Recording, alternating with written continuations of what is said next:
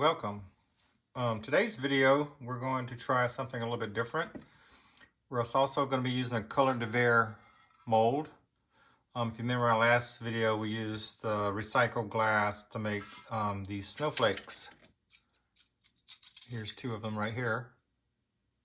They turned out pretty good, but what I'm going to do as a bonus to this video as an experiment, I'm going to take two of them and put them back in the mold and fire them at a higher temperature and see what they do, smooth out the texture just to compare the two firings. So that'll be a bonus at the end. We'll fire these at the same time that we fire this, because this mold needs to go at a full fuse, higher temperature. So we'll fire this at a full fuse and melt it a little bit longer and just see how it looks to compare. I think the structure will be a little bit better too, a little stronger than with this more of an icy, snowy look to it. So I think they may end up being a little bit better and stronger structure, but we'll compare and see. Maybe we'll even break them and see how easy they are to break, comparing the two. So just hang on for that at the very end. We'll show you that at the end. So today is this, what we call a vintage ornament mold. It's two different sizes. There's a tall one and then a round one. The tall one takes about 60 grams of frit, and the round one takes about 70 grams of frit. I'll just show you the bottom, just so you can see that this is Colour De Verre. This is a 2015 mold. It's called Vintage Ornaments. So we're going to try that out today. We're going to try two different styles. We're going to do black with some dichroic scraps inside of it with a clear topping on top of it. Frit, all the frit and dichroic pieces are going to be 90 COE. And then the round one, we're going to do more of a clear base, and then we're going to add some scraps color. We're just going to take stuff from our scrap pile that's 90 COE. We're going to crack it up, break it, put little pieces in there, and just arrange it just in a random pattern, and just see what we get. And we may add some clear dichroic pieces as well. You can see here, those have color on top, but the glass is actually see-through clear. So we'll throw a few of those in there just for effect and see what happens there. For the black one, we have just a sample pack of black base with dichroic coating on them, all different colors. We're going to just cut those up into smaller pieces and just arrange them randomly on the ornament, nothing symmetrical, and just see how it comes out. Also with a clear topping on that, as I mentioned. I also have a couple of these old pendants that I made a while back, and I just didn't like the way they turned out, so we're going to cut those up. Here's a black one, and here's a clear one. It's already got some dichroic color on there, but I think we can preserve some of that. I'm just going to crack it up into smaller pieces and throw it in there and see what happens. So first thing we need to do is prepare our glass. I'll set this to the side until we need it. First off, just to remind you, I am using Bullseye clear frit and Bullseye opalescent frit. You can pretty much use any coarseness. I use medium on both of these. It seems to work the best. So medium seems to be fine. The black is opal, obviously, and then the clear is obviously translucent. So we'll set those, and I've already weighed those out. So we need 70 grams for the round one, which is the clear. So I have 25 grams as a base, and then the remainder I have to put on top. I have to put dichroic.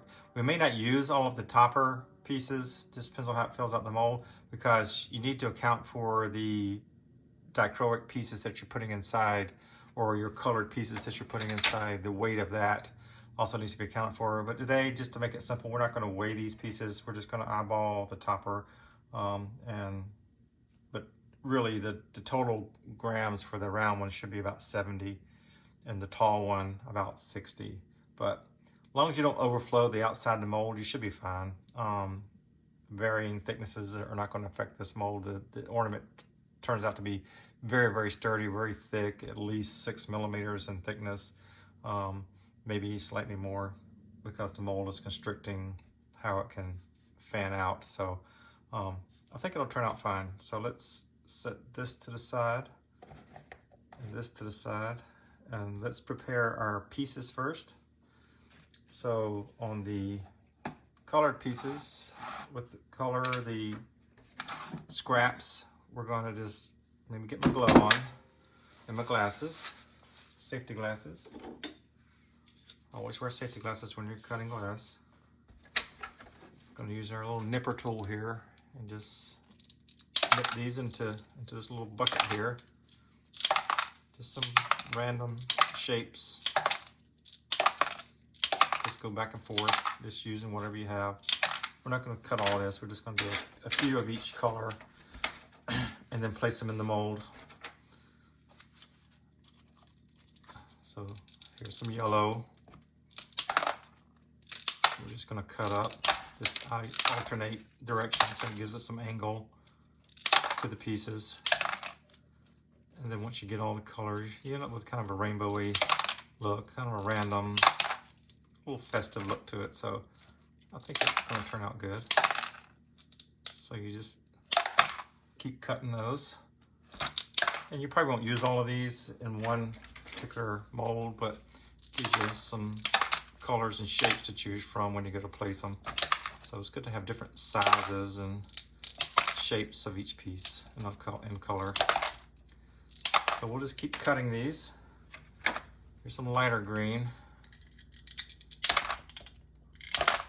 Some of these, when they break off, you may want to cut them again if you think it's an odd shape or too big of a size. So I'm just randomly going around and just nipping off pieces. Very simple.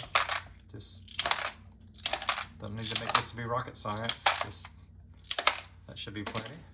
Take a look there. So we're getting a good assortment so far. Like I said, we're not going to use all these in this particular mold. This gives us some shapes and sizes to choose from. We'll throw some blue in there. I usually point it down because it usually pops off and then it'll go right into the bucket. Just keep nipping away. I'll move over here so you can see.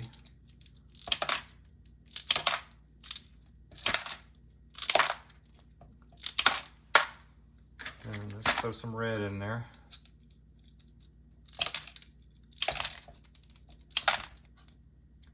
So far I haven't missed any pieces. They've all gone into the bucket, which is good. This nipper works really well. It'll work on all thicknesses of glass, even up to 6 millimeter, which I'll show you here in a second, because these pendants are very thick. So I may have to cut those a couple of times, the pieces, to get them small enough to use. So that's some red. So I think that's a good assortment, along with the clear acrylic is what we're going to use with this round ornament with the clear base. So I'll set these all together. So I'll set that to the side. We're going to use those for that one, and then I'll get another bucket to. Well, before we do that, let's finish cutting up this piece here. This one ornament that I said was thicker. I mean, pendant that was thicker. So let's see if we can. Takes a little more effort, but it does nip off pretty good. So just keep cracking it at random intervals. So we'll just do about half of that. So yeah, that's a good assortment, along with this decor we already have. And I'll set these to the side. And we'll cut up this pendant that's got a black base. It's kind of hard to see. It's a black base with a dichroic on top. We're just going to nip that and break it up into smaller, manageable pieces. We may have to cut these a couple of times. We'll see what the pieces look like when I get done. We'll go ahead and cut up this entire piece.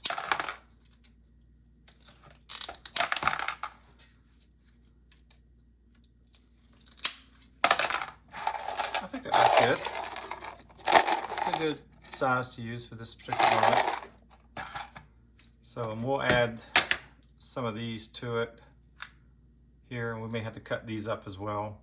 But we'll cut those as we are placing them, probably. Let's see what we have.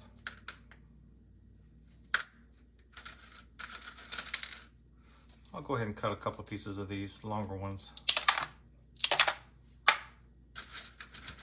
And then there's a bunch in here that are already a good size. It was already cut, so these are more or less scrap from other projects. So, and we'll pour these out when we're ready to place them and then pick out some nice pieces that kind of give us a good variety. So we'll set this to the side. And we'll work, we've got our black base frit and our clear topper frit for the long one. I'll take my glove off for this part. So with the black, you just pretty much start at the top or wherever you want to start. Go around that's the hole. The string will go through. You just place it a good even layer all around. And depending on what look you're going for, you may not use all of the base, but I weighed out 25 grams. Just depends on how much you want to put as far as the dichroic pieces. But you'll know it when it gets kind of full. Kind of want to go about halfway up this wall here of this mold.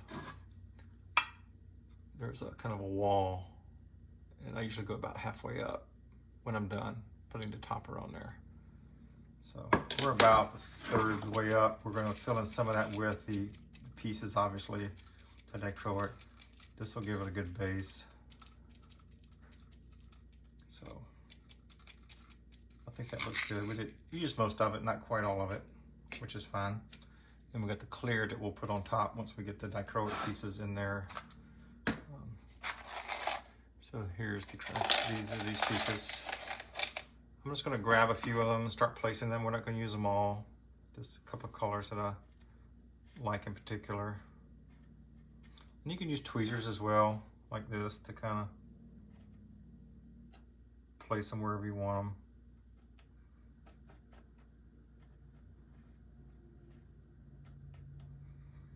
So that's fine. Here's one of the pendant pieces that we cut. Use a couple of those. Here's one of the other dichroic pieces that we cut. I try to stay away from the far edge, the outer edge on these. I try to keep them because sometimes the dichroic can kind of leak out into the top of your ornament. So sometimes I'll usually just try to keep it more on the inside of the mold. So I think that looks good for those. Let's pour out these pieces here so we can see them a little bit better. So we got lots of colors in here. So let's go through and pick out some greens. Maybe something that's got a pink in it. Rainbowy. Doesn't matter. It's like I say, it's random. It's just trying to be festive and colorful. There's a nice pink or purpley color. Sometimes they change color in the light, so sometimes you think you got pink and then something purple or blue. And there's a little piece there. It's okay if these touch, doesn't really matter. You're just going for overall, just getting a lot. For me, it's getting a lot of color and a lot of color variation. I like lots of color. Here's another pink one, and sometimes I drop them in there and I want to place them a little bit better because I'm just getting kind of tight here. So, and I kind of tamp them down a little bit just to get them down. And it's okay, the glass is all going to melt around it anyway. So everything's going to be fine. And also looking for different shapes to fit the holes that are remaining. So it just really depends on what you like and what you're looking for. And some of these have markers written on it where it was used. So I may try to avoid those. I'm going to replace this one. I get some solvent and get that off. It had a little Sharpie mark on it. I don't know if you can see that. Little gray Sharpie someone wrote on it.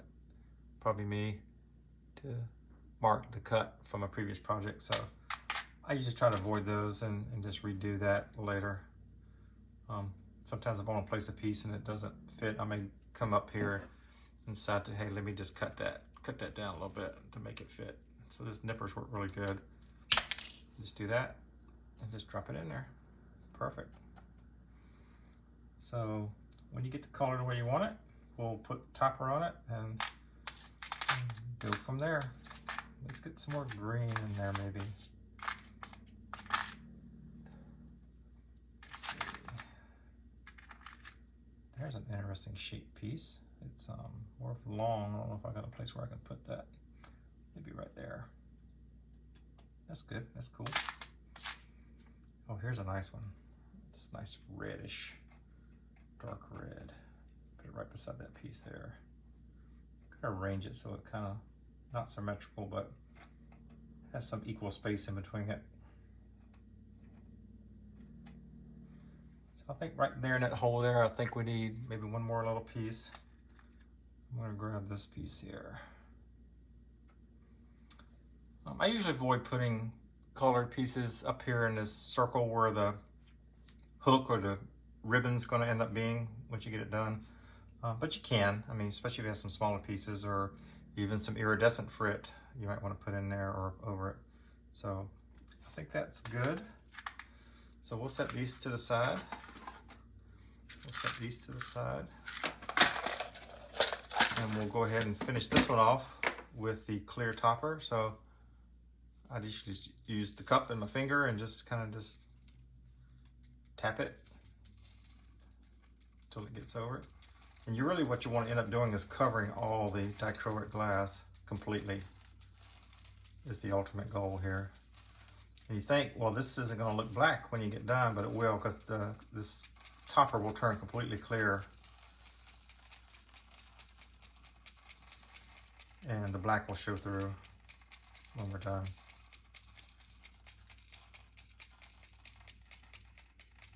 Try to get all the edges, try to make it even all the way around. I'll come back with a brush and brush away from this little centerpiece right here, just to make sure that's clear so that pops through and creates our hole. So I'll come back after we're done and use a little small brush and brush that open just to make sure that's open. So just keep going. So that's pretty good. Get a little brush and brush off these pieces from the side. You can brush them back into the mold, which is fine, or brush them out, doesn't matter. Don't brush too hard because you don't want to brush off the zip coating. Like I said before, this mold was prepared with zip, which is a lubricant that allows the ornament to release after it's fired. So this is important to pre-coat, and there's instructions on the Colour De Verre website, and I'll put the link in the description in case you're interested in looking at those. So we'll come up here with this little indentation for the ribbon that you put through with an ornament holder, ornament hook. Then I'll finish off with that. Sometimes I'll get a can of air very, very, very lightly and blow these pieces off. And if some pieces fell over into the other mold, since we're doing both, this one's going to be all clear. It doesn't matter. We're going to be filling it with clear anyway. But if it happened to be a different color, you can sit here and just blow it so it comes out. Just don't blow too hard because you don't want to blow your coating off. But just a small amount of air, it's not going to take your coating off because it's still there. So on to the second one, which is the round one. Like I said, this one's going to be a clear base, so we're just going to start with the clear base. Just put a good level in there. Maybe go up to about half of the mold itself. I weighed out 25 grams. I may not use it all on this base, but I may. It just depends on how it's looking. So I think that's good. I don't want to put too much because you have to have room for your pieces to lay down in there. So we're just going to take these pieces that we just cut a few minutes ago. And it depends on what look you're going for. I had the black one a little more separated so you could see the individual pieces. With this one, I may decide to just put them all over the place and just kind of fill it completely up. It's really about based on the look you're going for. There's really no wrong way to do it. They're all going to melt together and create a cohesive ornament in the end. So I think with this one, I'm going to put a few more than I normally would, just to show you the differences in the looks and effects that you can get by just loading it with all kinds of color and shapes and sizes. Like I say, it's all going to melt down together anyway, so you can't really go wrong. So let me grab some of these acrylic pieces. Not a whole lot, just a few. These are okay just to give it some shininess, differential in color, just some funness, I call it, the fun factor. And I think I'll throw another piece of, I want to lift this piece out and put it on top since it's clear. Put an orange piece right there. And then I'll put this clear piece right on top of it. Just dropped it in there. I want to shift this over. Now with these, I don't worry about getting too close to the edge because the acrylic pieces tend to, the color tends to wrap around when it gets to the edge of two pieces of glass that are fused together. The acrylic can kind of wrap around to the top, and some people don't like that look. Some people do. It's just, I think it's a little messy sometimes. So with these, I don't mind it getting too close to the edge. That's it. These pieces without the acrylic. The acrylic pieces I put more towards the center, but the there.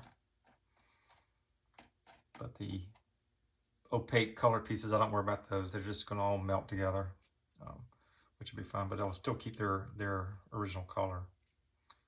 So we'll see here in a few minutes once we fire it and see what we end up with. I think I'm gonna put one more,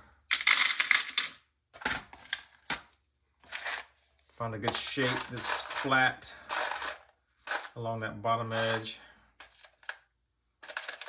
I like this green one. It's kind of a round like the bottom here. So I'm just going to throw this in the bottom.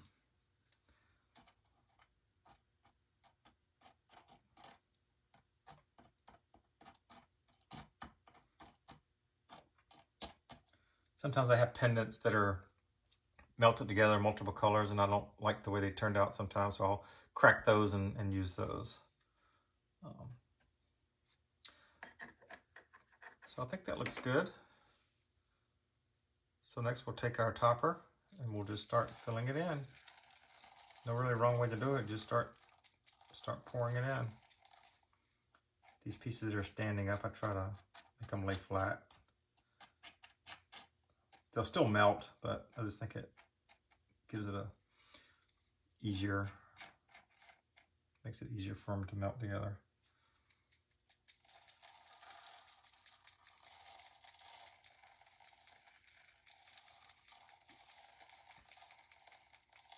Now we're so much about this, about completely covering the glass, especially since we put quite a bit in there. We're not going to use all this because we're going to overfill the mold if we do.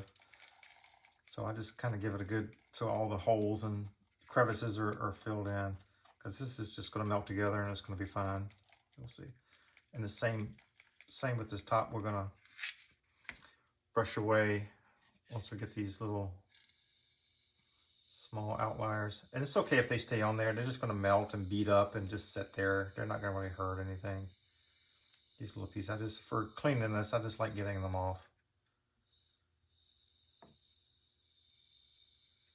So there we go. Let's come back and brush our part for our ribbon or ornament holder to come through. That should be fine. It should melt down really good and create a nice effect. So that's the final prep for this. We're going to throw this in the kiln, and remember, like I said in the beginning, we're going to throw a couple of these snowflakes that we did last video and melt them more to a full fuse so they get a smooth finish and clear, and just compare the look that you would get if you were to fire these a little bit longer. So we're going to throw those in the kiln with this one and see what we get. So once this is done, we'll come back and show you the final effect. So the kiln is loaded. We'll give you one final look. There's the two snowflakes. It's okay if one of them's empty. It doesn't have to have one in both of them that we threw in there. We're going to fire those a little bit longer just to see what they look like to compare to the other firing schedule, because there is two firing schedules for those. So we're going to do the second firing schedule, which is longer for those, which is pretty much the same as the firing schedule for these vintage snowflakes. So there they are. We're going to fire these and we'll see what we get. Okay, the kiln is cooled down enough for us to open it. Let's take a look at how our projects turned out. Let's lock this in place. Looks pretty good.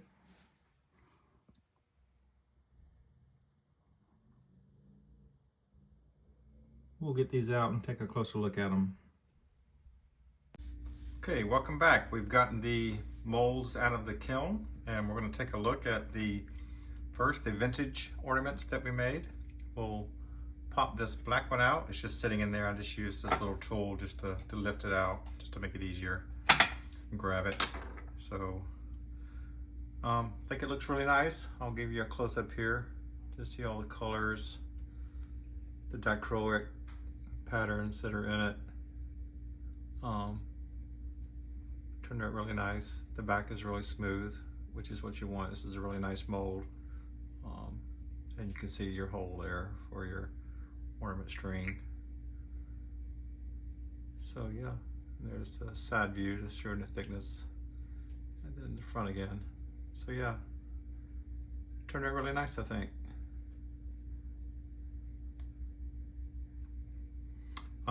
We'll weigh this one just to see. Remember that we did not weigh our dichroic pieces that we put in. We were aiming for around 60 grams total. So let's see what it ended up at. So it ended up at 66.9, which is okay. It's okay to go over. I guess the recommended frit amount is not to go under that. So there's definitely some height to the mold that allows you to go up a little bit if you need to. And I think this turned out just fine. So I think there's no issues with it. Let's look at the other one, the round one. I think it looks nice as well. You can see lots of color. You can make out some of that iridescence coming from the dichroic coloring in that. And there's the back. You can see how I'll rotate it so you can see the smoothness of it. I like to have they had that little line here to kind of demark the little circle ring for the string. Makes it a nice professional look, and it's got a nice symmetrical shape to it. That's the back, and that's the front. So yeah, I think it turned out really nice. We'll weigh this one. I'm going to suspect this one was a little heavier than it should have been, because the pieces we put in the middle, the colored pieces, were a bit thicker than the dichroic pieces, so it took up a little more volume of the space, so I had to put a little more clear to get that covered. So let's see what we turned out to be on this one. So 98 grams even, and I think the recommended minimum amount was 70 grams. So we're considerable amount over, which is okay. Still turned out fine. I'll show you a side view on this one, and if you want to compare it to the other one, I'll lift it out and show you this one too, just so you can see it is a touch thicker. There you go.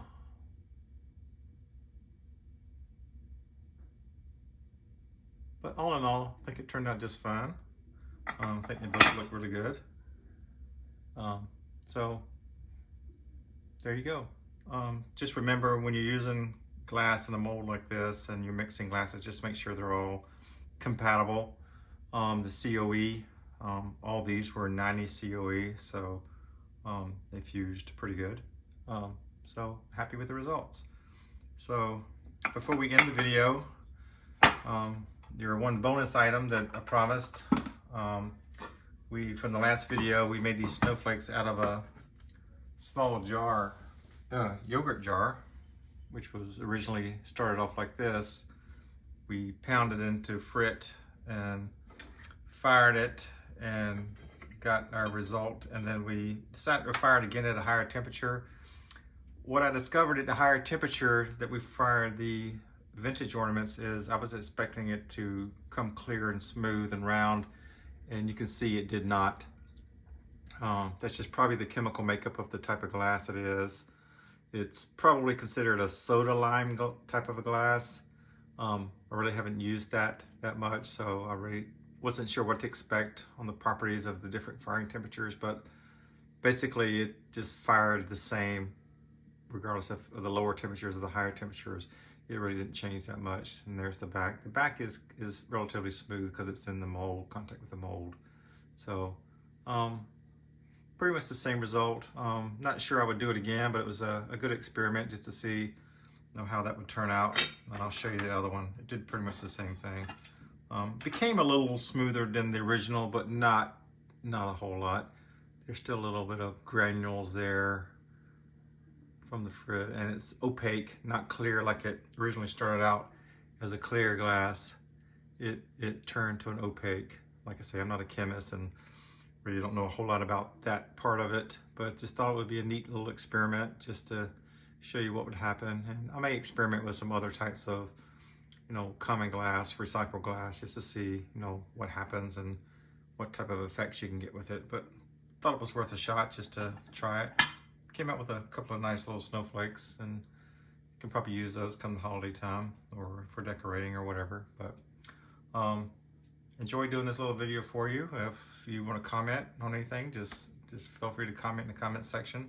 I will put links to the mold manufacturer just so you know what molds I used, and there are some instruction sheets on their website as well on applying the zip spray to other preparing methods for your molds, and all the firing temperatures and schedules and techniques and all that. So they have quite a bit of information for you to look at. So I'll wrap it up with that, and thank you for watching. Thank you. Goodbye. See you next time.